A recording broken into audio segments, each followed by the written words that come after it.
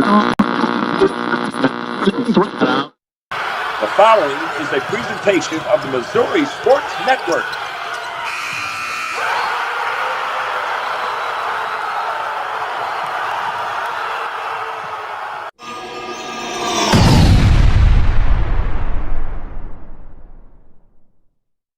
Hello again, everybody, and welcome to Missouri Milestones, the podcast. It's season 1, episode 25. Guy Newcomb alongside Kent Mueller from Playing on Sports.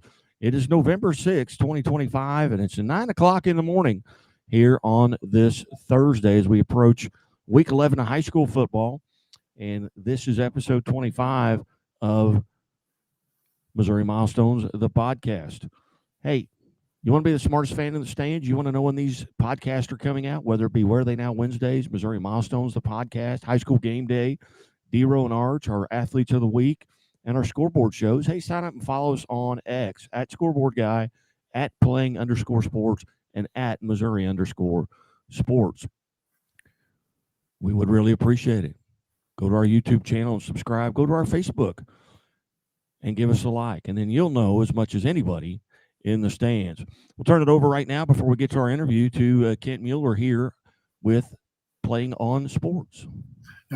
We started Missouri Milestones with 1,000-point career scoring list for both boys and girls. We now have over 1,500 boys and over 1,300 girls. And it won't be long before we have combined lists totaling more than 3,000 Missouri basketball athletes. Those lists will continue to grow as we dig out more and more of Missouri high school history, and also as we record and recognize those who will cross that threshold each season going forward. Due to the strong response of the basketball career list, we have expanded to include 3 stats for football and 5 stats for volleyball, both boys and girls. The popularity of these lists has naturally led to our podcast presentation of Missouri Milestones. In each episode, we sit down with one of these standout athletes to hear their story straight from the source, the work, the mindset, and the moments that make it happen. If you are a coach, an AD, an athlete, or a proud sports parent, this is the podcast made for you.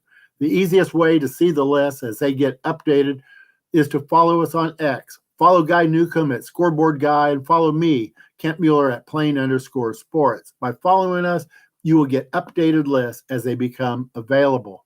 Now that you are following us on X and you know how to contact us, let's get to the Missouri Milestones interview of the week.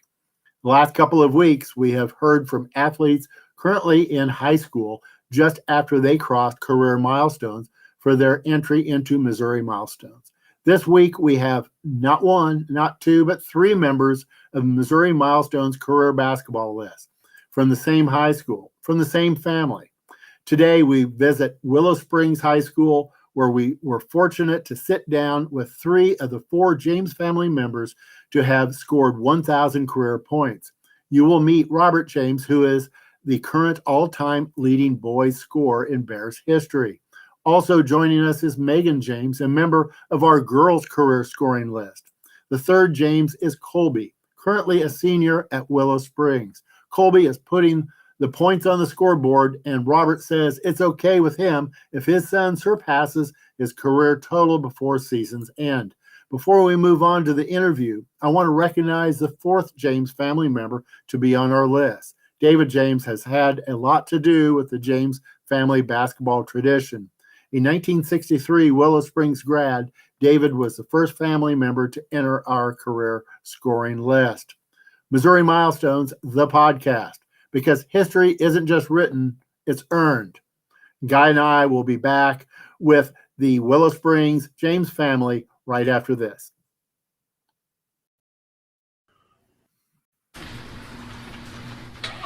Any given Saturday. And a little work.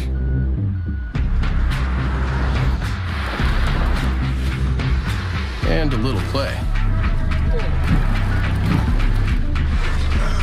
Hey, little help? And a truck that says no to nothing. Hi, Dad. Can we give them a ride? Yeah. The Silverado Trail Boss and Chevrolet. Together, let's drive. Leaders know there's no guide to greatness. When everyone else says something can't be done, they know it only hasn't been done yet. True leaders weather the fiercest storms and look deep within themselves to rise above and help others find their way forward. At Great Southern Bay, we're proud to partner with visionaries that help raise the tide for all of us. And when you're ready to bring your vision to life, we'll be right behind you with award-winning support.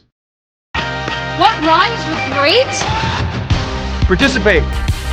Where does greatness start? Here, in the classroom. On the stage. In the pool. On the field. Where will your greatness take you? To better grades. To more friends. Yeah! Be great. Participate!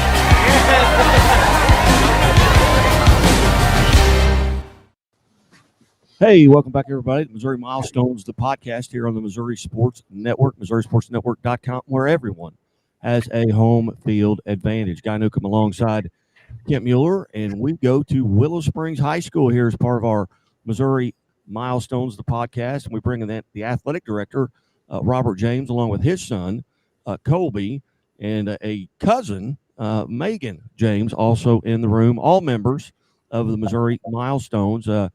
Lady and gentlemen, thank you so much for being a part of this. Well, thank you for having us. We're excited to talk to you. We'll start with you, Robert, in a little bit. Your dad is also on the list, David James. He graduated in 1963. What kind of fond memories did he share with you about his time playing high school basketball? You know, he basketball was always, his favorite sport, but he played some baseball and football as well. But, basketball, he really just, talked about, the old days and said that, he wished he had a 3-pointer and he, I ended up scoring more points than him. So he kind of would maybe harass me about if there was a 3-pointer that wouldn't have had 3-point line, that might not have happened. But he had a good career here at Willow Springs and has a lot of good memories with his teammates. He talked about some of his teammates and he had some good ones. He also went on to play at William Jewell for a couple of years. So he's got a basketball background as well and kind of definitely got me involved in it. Well, see now, Robert, you're not going to have that excuse this year when Colby passes you because you had the 3-point. That's right. Yeah. Well, I've come to grips with the fact that he's better than I was, and I'm good with that. So that's completely fine with me. Let's take us back to your high school career. You graduated in 2000. You're the all-time leading scorer of over 2,000 points, 2,014 points. What are some memories that stand out for you in your time of playing? I had a really good experience playing basketball here. I played all the sports here, anything that I could play, but, I was fortunate to play for some really good coaches. And in today's world, kids don't always get to have the same coach their entire career. And I was able to do that. Played for Coach Brent Colley, Hall of Fame coach. And, he just, we didn't talk a lot about these types of things, and scoring points and this and that. It just wasn't something that was really important. We were trying to win games, and my memories are playing in 3 out of 4 years, played for district championship. We were, Coach Colley always really prepared us to be at our best at the end of the year. And, I just remember how special those championship games were, and the crowds, and, it was just a great environment. A lot of good basketball back at that time. That was kind of course, Hartville's always good, but we would see them in districts, and Alton Comets were always good back then. Just had a lot of good battles with some good players against good coaches. And, of course, my teammates, still friends to this day. And, that's what I remember more than anything, definitely way more than, milestones or points or anything like that. So. Well, Brett Colley's from my hometown, I believe, Mount Vernon. Mount Vernon. I was thinking, he is. And I've got some other ties down there. Todd Leach, good friend of mine who graduated from Willow Springs. Todd Stanfield, who I don't think finished there when his dad moved to Hillcrest to coach, but some good connections. Darren Taylor, I think, is from Willow Springs. Darren is, yep. Still I still talk to Darren. Actually got to talk with Todd a few weeks ago. He came back for one of our home football games. And when I was, when I was a young kid, those were the guys that I looked up to, Todd Leach. And, I wanted to be a ball player like Todd and, Doug Summers and Darren Taylor, guys like that. So, I still, definitely talk to those guys, and they were good ones, good players. Yeah. Leach, I'm watching ESPN the other night. Well, this is last softball national championships, and he's got 2 daughters, I think, playing at Tennessee, and they interviewed him in the stands. Yeah.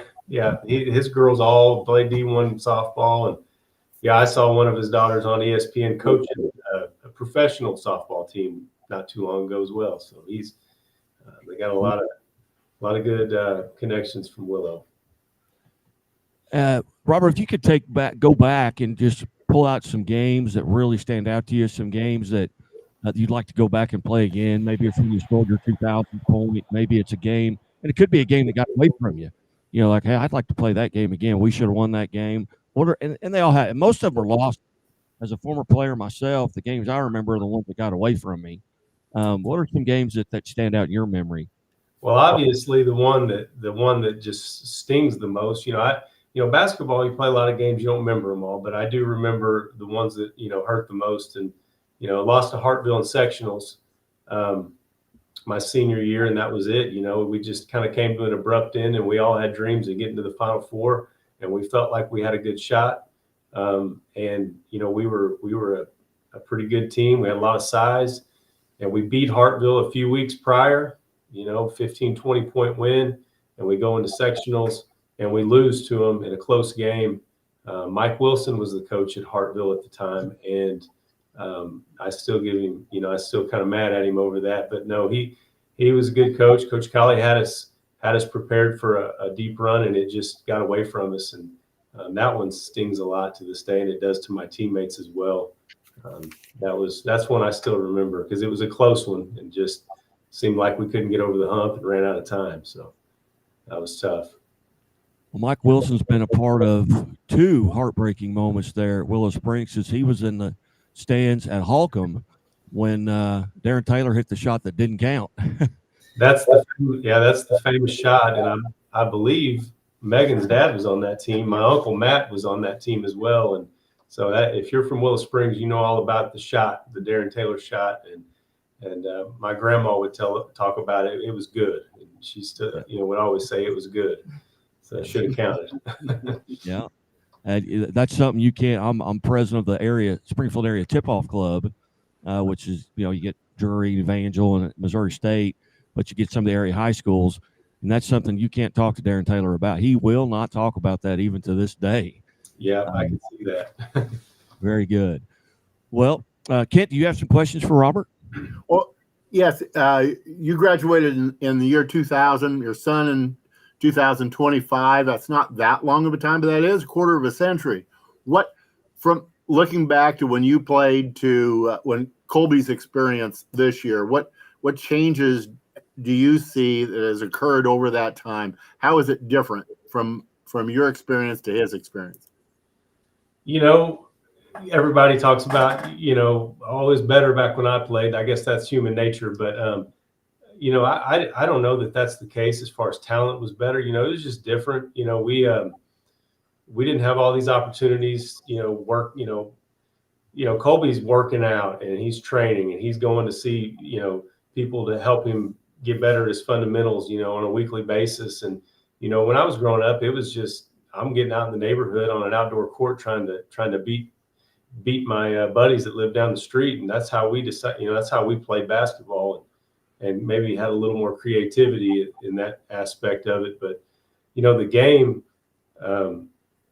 we of course, people like Todd Leach and Darren Taylor would say that, Coach Colley was softer on us, but I feel like, we were still a lot of slow it down and move the ball around. Let's get a good shot. And, we can get that 3-pointer anytime we want it. Let's not do it on the first pass, those types of things. And now, Colby gets to play a wide open style. They push the ball and run, and they try to score a lot of points. So I think that's a little different, and a lot of, that's kind of the thing in the area, just in general now. But, just the opportunities these kids have is just so much more. All the travel ball. We spend our summers in hotel rooms playing basketball, and I always tell them I don't want them to burn out on it. I want you to enjoy it. They enjoy it. They love it. They run around these hotels with their buddies, and they do that kind of stuff in the summers. I didn't grow up doing that kind of stuff, and that wasn't, I guess, that long ago, but that just was not a thing back then. So I think the kids are just as talented or more talented probably than we were back then. That's right. I mean, I played basketball, but a fair amount earlier than you did, and it was just a little bit different back then. The emphasis certainly was more on ball control. Let's try to score on the fourth possession this time, Yes. that type of thing, rather than hey, go. And it's all good. I mean, it makes for great basketball. Now, you're kind of in the middle of three generations, at least, of basketball players in your family. Just some of the dynamics in your family. Obviously, sports. I'm sure there are other sports, but what family dinners wind up talking about basketball? How does that work out? Yeah, it's been special for me, and Colby has a brother that's a junior, Brady, and a little sister, Audrey. She's fifth grade. She's starting to get in it. Matter of fact, I'll be coaching her this winter in a league. It's just for me and my family. It is, we're a sports family. We talk about it. We watch it. At one point, we had Memphis Grizzlies season tickets, and we're just driving to ball games all the time, and it's just what we enjoy. And the boys and I text each other stuff about basketball, and and it's just kind of how we bond. We definitely do other things, and we're interested in other sports as well. But it's pretty special to us. And growing up, it was to me too. I wanted to be like those guys I looked up to. So I just enjoyed playing the game. I never really worried about anything other than I just wanted to go play the game. So for me, that's how I got, a little bit of success at it. It was just the joy playing. I just like playing the game. To me, it's the funnest, thing that I could do as a kid. Sure wasn't going to sit in the house. So. Very good. All right. Well, Megan, who's your cousin, graduated in 07, also over 1,000 points. Megan, hey, thanks so much for being part of the show this morning. Thanks for having us. Megan, tell us a little bit about your memories going back. You graduated in 07, so relatively recent. You haven't got to your 20-year reunion yet. Yeah. Tell us about what memories you have growing up there in Willow Springs playing basketball. Well, I'm kind of like Robert. We just played outside all the time. I remember being little, and he was in high school, and he would come to our house and play. I have a sister who's 2 years younger than me, and she played basketball. She probably would have also hit 1,000 points had she not blown out her ACL and lost half of her junior year. But so most of my basketball memories revolve around our family. My sister and I played basketball nonstop when we were little. We had a basketball court outside. And then getting to play in high school with her was very special to me. We got 2 years to play together. And so that's a huge memory for me. Also, Robert was one of our coaches my senior year, Lindsay's sophomore year. And that was really fun to be able to have that. But, basketball, like Robert said, it was my favorite thing to do. It was all I could think about. That's what I wanted to do in all my spare time. I'm a very competitive person. And so just the competition, I just love the game. I still do. Tell us a little bit about your memories, games that you really enjoyed or you'd like to go back and play again. And it could be maybe a rivalry game. And then talk a little bit also about some of your rivals. So I remember one game specifically early in my senior year, and I think we were playing Gainesville, and it went into overtime. But that game was really enjoyable because I played predominantly inside. My sister was more of a guard. She's a good, 3-point shooter, and they just really struggled to guard us inside and outside. It went into overtime, and she and I, combined for several points that night. And so that was a fun game.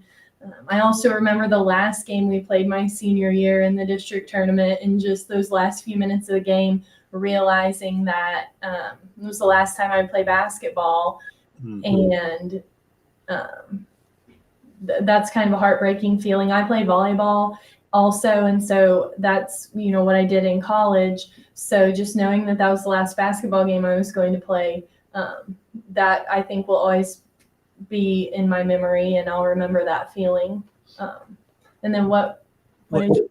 Some of the rivals, who were your rivalries? Maybe individuals or teams that you look forward to playing. Yeah. So Mountain Grove, that was always a big one. We always had a big rivalry with West Plains when I was growing up. And then Houston had strong post players. And so that was always a big game, a big matchup that I enjoyed. So what are you doing now to kind of stay around the game? Do you still attend games? Obviously, you've got relatives playing and coaching. What are you doing now to kind of stay around it? Well, so when I'm a teacher. When I first started teaching, I coached basketball. I started in Monette before I moved back home. But I coached basketball for a while, and I have coached other sports as well. My husband and I have 2 little boys who I hope will be basketball players. They're 1 and 3. So I'm not coaching right now because they take a lot of my time. But of course, we love to come and watch Colby and Brady play, and just love the game. Always have. Very good. Kent, do you have any questions for Megan? Well, yeah, you say you're not coaching now, but I have a hunch that your 2 sons already have a basketball. They do. So I think you're coaching now, and that's part of the development. You said you played on the primarily on the inside. What was your preference, man or zone? Ooh, definitely man. And on offense, I liked to play with my back to the basket. Feed the post, catch the ball, score. Excellent. And you had mentioned rivals. What about? Do you have memories of any specific players that you would come up against? Not off the top of my head. I mean, I remember that. I don't honestly remember their names. So that's. But I think that's great. The girls' game has, I think, completely caught up with the boys' game over the years. What changes have you seen going back to when you were watching before you played, when you played, and then on into today? Well, and I agree with you. I feel like girls have become more athletic. Obviously, girls' sports don't have the long history that men's sports do, but I think that the skill and the athletic talent that girls have is just as much as boys. And Robert was mentioning how the boys play a faster pace, like a run and gun game. And while girls may not jump as high or run as fast, the skill that they have to be able to shoot the ball and guard is just as good, maybe even more so than the boys. And I definitely think that girls' sports are just as much fun to watch. I agree with that completely. Very good. Now we'll go to the current high school athlete, Kobe James, and I'm not exactly sure where your points are right now, but I know you're approaching 2,000. Kobe, thanks for being part of the show today. Yeah, thanks for having us. Kobe, tell us a little bit about your game, and going back maybe even to your freshman year, what your role was initially on the team, and how that's changed. What's your role right now? My freshman year, I was still probably our main scorer. I led the offense as a freshman, and up to now, it's pretty much the same. Try to score and just really get us in our offense and be a leader. What was it like that first time as a freshman stepping out on the court in a varsity game? What were the nerves like? I don't think I was nervous. I I don't think I really knew what to expect. I think I had a good game though. It was my first game, and yeah, I don't know, it was fun. Probably more nervous right now doing an interview than you were then. Yeah, probably. Yeah, he's took enough verbal abuse from his dad over the years. A ball game's not too concerning to him. Kobe, tell us a little bit about your rivals, and they're current for you. I mean, what teams or schools do you look forward to playing, and maybe individuals that you've kind of grown up, and they could be friendly rivals. You just enjoy playing against them because they're talented as well. Talk about some of those teams and those individual players. Some of our rivals, probably Mountain Grove, Thayer, Mountain View. Those are teams that we've always kind of competed hard against. Yeah, a lot of those teams like that. A lot of SCA teams. If you could get in a time machine right now today and go back to that Kobe James who was in the 8th grade and give yourself some advice based on what you know now as a senior, what advice would you go back and give yourself? Would it be maybe get in the weight room more, or classroom? What advice would you go back and give that 8th grader? Yeah, I would say definitely weight room more, because as a freshman, I wasn't as strong as I was now. Yeah, and probably get more focus in the classroom too. As a freshman, I wasn't doing too good, but I'm doing better now. So yeah, he got called in my office a little bit as a freshman, but he's better now. Yeah. Very good, very good. Now you got the season in front of you. What are some team goals and maybe individual goals that you have going into this 25-26 season? Some team goals. I think we should have a good year. I think we should at least compete to be number 1 in SCA and win districts. Yeah, so I think we should have a really good season. And individually, I just want to do what I can to help the team and lead the team and just keep winning games. How many points shy of your dad are you? What? How many points shy of the record are you? Oh, I'm not too sure. I think I'm around like 1,500, so probably about 500. Oh, that's a tough task. That's going to be something to get to. I'm not sure exactly what he's at either, but I might try to get him sick or something a time or two and send him out. But no, I think we're worried about having a good season and winning games. But if it happens, I'm very happy for him for sure. Kobe, have you thought about what you're going to be doing next year? Yeah, I'll play basketball at C of O, College of the Ozarks. Very cool. And what led to that decision? I really like the coach and all the people there. It's a very pretty campus, and my dad actually played there, and I think it's a very nice place to go to college. Yeah, I had some nephews played baseball there at College of the Ozarks, so a great university there as well. Kent, you got the questions for Kobe? Well, yes, Colby. It's true that we shouldn't focus too much on numbers, but I'll just tell you that a personal goal. It's okay to have one that's past dad. I mean, that's as a father myself, that's much appreciated when a son wants to do that. I think that's good. We've talked a lot about changes from the past to today in the game. What do you expect to be changes in your life and how you approach basketball going forward now that you're going to be going to the next level? I think going to the next level, I think it'll be a lot more physical and a lot more faster pace, of course. So I think going to the next level, I'm going to have to really adjust and get to their pace of play. Good.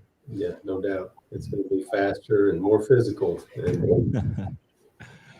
Well, I certainly also want to mention Robert's dad, David James, is a 1963 graduate with over 1,000 points who we were hoping could get here, but 1963 graduates, we've had one of them on. That guy graduated in 1963 from CBC High School, who was the first one to go over, Jimmy Gummersbach, and that was one of our first interviews. But again, congratulations on being part of Missouri Milestones, the podcast, and the Milestones. There's no secret handshakes. There's no there's no dues, no secret knocks on the door. You guys have already made it. That list, you'll be on that list forever. But we certainly appreciate your time here. And just a couple questions. One for Kobe. Kobe, what's your least favorite chore to do at home? Least favorite chore? Probably if I have to unload the dishwasher or something like that. All right. Yeah, he avoids that. That's for sure. All right. Megan, do you have a least favorite chore? Oh, probably right now changing diapers. That is a first. Yeah. We did have two different ladies, and they were high school students who we interviewed back to back, and their least favorite chore was picking up dog doo-doo out of the backyard. And I was like, okay, well, it's so similar. But Mr. James, do you have a least favorite? Well, probably making the bed. That's the one I get complained about the most. Just gonna get back in it later. I don't see the point made, but making the bed is a annoyance for my wife, I would say. Yeah. Well, my father, we always had to make our bed. He was military, and you had to have your feet under the breakfast table at 7 a.m. and your bed had to be made. And that was just kind of a rule in our house. First thing you do when you get up in the morning, you thank God for waking you up, and then you make your bed. That's right. Well, I have one final question. Is for all of you, and I'm a mandated reporter for the Missouri State Highway Patrol. Do you always wear your seatbelts? Yes. I do, and he better. I do. Very good. Well, that started in 2008 with the Be Safe, Be Smart, Be Here Tomorrow campaign that we launched. It was actually at Lebanon High School because the high school football coach at Lebanon, Will Christian, I had a couple kids get in my car, and I was just driving a couple of blocks, and they both put their seatbelts on immediately. And I said, I know you're getting in with somebody you really don't know. Why you put your seatbelts on? I mean, I'm glad you did. Yeah. But where's that come from? They said, if Coach Christian sees us anywhere in town and we don't have our seatbelt on, our name goes up on the board and we have to run reminders. And that has stuck with me for 20 years. That's great. That's really good. I know our coaches do things like that as well. We're really, we worry about our kids for sure. So that's great. Well, I believe it was Willow Springs last year on the girls basketball team that did a little skit. And I don't know if you've seen that, where they did a skit, and we've been airing it. We aired it for about 6 weeks, but I'm going to see if they'll do it again. I don't know if they're all still in high school. But, I remember that. Yeah, that was neat. Yeah. So, well, anyway, lady and gentlemen, thank you so much for being part of Missouri Milestones, the podcast, and congratulations. And Kobe, good luck this year. And hey, let us know when you get to 2000, and then let us know when you get to 2015, because we'll get you back on as a Chevy Dealers Athlete of the Week. So, but we appreciate it. You've been watching Missouri Milestones, the podcast here on the Missouri Sports Network, MissouriSportsNetwork.com, where everyone has a home field advantage. And as always, presented by Liona Labor's Local 663, building Missouri, and reminding us, hey, drive safely in those work zones. Those folks want to go home to their families as well. Also presented by the Bank of Billings, established 1889, the oldest bank in Christian County. And as always, the Missouri State Highway Patrol reminds us to take that 3 seconds and buckle up. It's 3 seconds that could save your life. Be safe, be smart, and be here tomorrow.